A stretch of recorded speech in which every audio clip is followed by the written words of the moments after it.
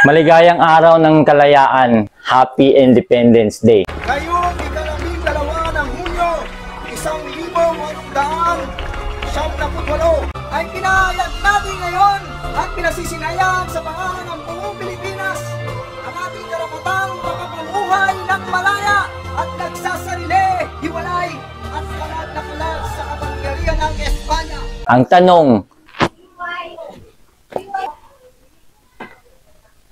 sigurado ka bang talagang totoong malaya na tayo?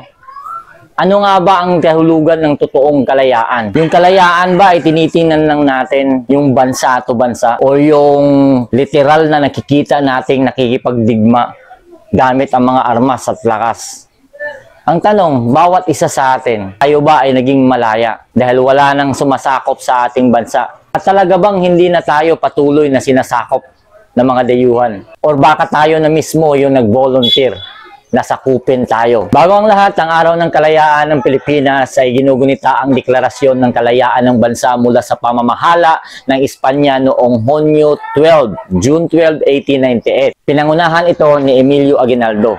Ipinahayag ng mga revolusyonaryong Pilipino ang soberanya ng bansa sa Kawit, Cavite. Gayunpaman, ang kalayaang ito ay panandalian lamang dahil ang Pilipinas ay napasailalim sa kontrol ng Amerika matapos ang digmaang Espanyol-Amerikano. Nasa akala natin, nakawalan na tayo sa Amerikano. Noong Hulyo 4, 1946 lamang kinikilala ng Estados Unidos ang kalayaan ng Pilipinas.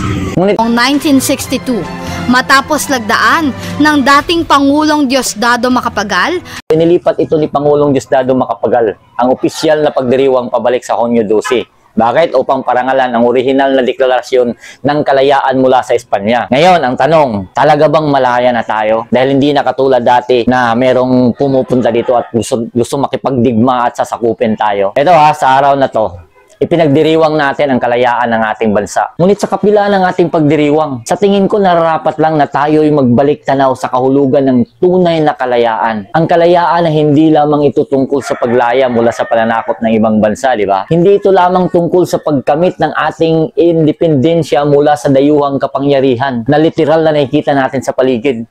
Ang tunay na kalayaan ay nangangahulugang paglaya mula sa kadina ng kahirapan, na kung saan tayo mismo ang may gawa, resulta ng ating kapabayaan, kawalang katarungan at kawalang kakayahan. Sa panahon ngayon, hanggang saan nga ba tayo tunay na malaya? Sa tingin ko, hindi tayo ganap na malaya hanggat tayo nakakadina sa iba't ibang kultura.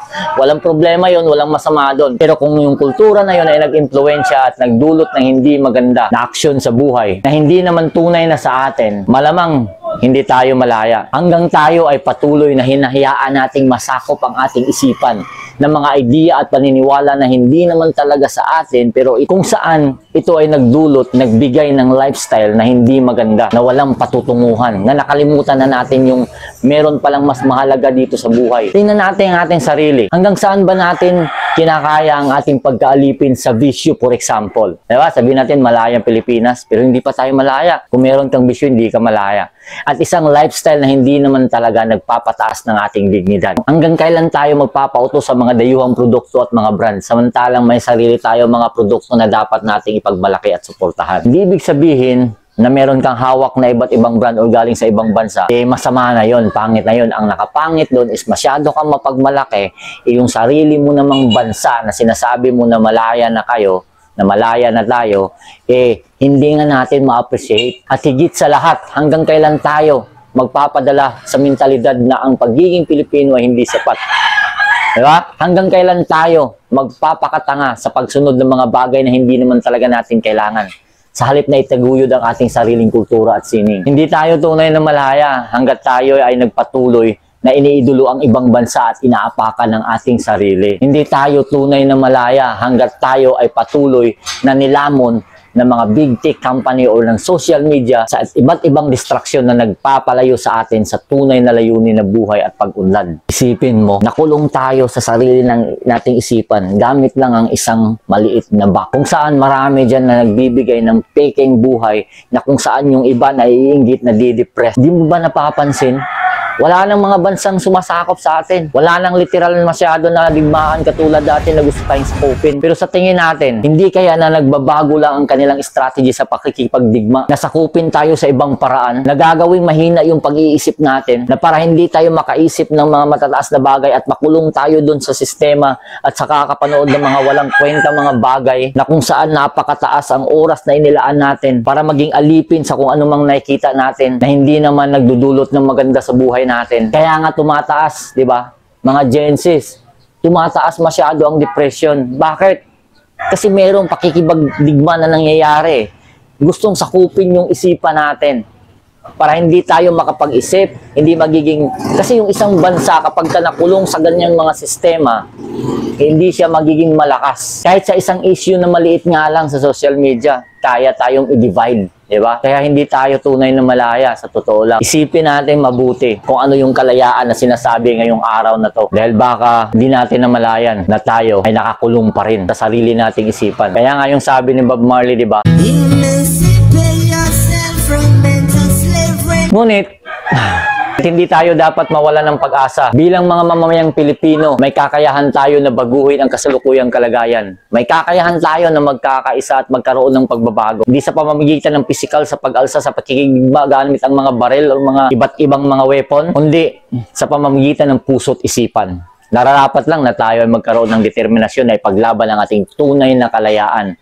Nararapat lang na tayo ay magtulungan upang maipakita sa buong mundo na tayo ay hindi na pwedeng maging alipin sa mga paniniwala at kultura na nakakasira ng ating pag-iisip, nakakasira ng pamilya, nakakasira sa ating society at nakakapag-divide sa atin. Sa araw ngayon, ngayong araw na to, at sa mga darating na panahon, tayo ay dapat maging bantayog ng pagbabago at tagapagtanggol ng ating sariling pagkakakilanlan. Naway maging inspirasyon tayo sa mga susunod na mga henerasyon upang sila rin ay maging tunay na malaya. Bago natin tapusin, kung kayo ay Christian, lagay natin sa Christian perspective. Kung kayo ay hindi naniniwala sa Kristyanismo sa Biblia, pwede nilang tapusin ang video na to. Lagay natin sa Christian perspective. Kung ikaw ay Kristiyano at naniniwala sa Biblia, para sa iyo to. Pero kung ikaw naman ay hindi sa kang-atheist, hindi na to para sa iyo.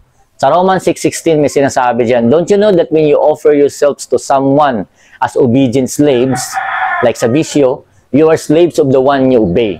Whether you are slaves to sin, which led to death, or to obedience, which leads to righteousness. Kagaya lang yan ng bansang Israel dati. Hindi ibig sabihin na wala ng Egypt na sumasakop sa kanila, wala ng Babylon, inakalaya na sila.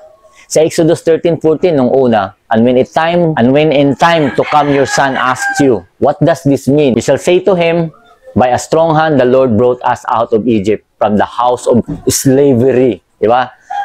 This was true for Israel and it's true for mankind. For all mankind, wala namang Egypt ngayon na sumasakop sa atin. So ibig sabihin, yung idea at konsepto ng Egypt na yung sambayanan ng Panginoon ay naalipin sila at nagiging alipin sila dun sa Egypt. Yung konsepto na yun is nagpatuloy pa rin. Kung ano mang ginagawa natin, nasa lungat sa will ng Panginoon, dun tayo naging slave. Kasi yun yung inuubay natin eh. Yung lust of the flesh, lust of the eyes, the pride of life. Kung yun yung nanaig sa puso at isipan natin kaysa gumawa ng naayon sa kautusan ng Panginoon, ibig sabihin niya, hindi tayo malaya. Kaya nga, ang pagkakaroon ng kaalaman tungkol sa katotohanan, ayun yung magpapalaya sa atin. John 8:32. And ye shall know the truth, and the truth shall make you free. Once again, maligayang araw ng kalayaan. Happy Independence Day. God bless, shout out everyone. Maraming salamat.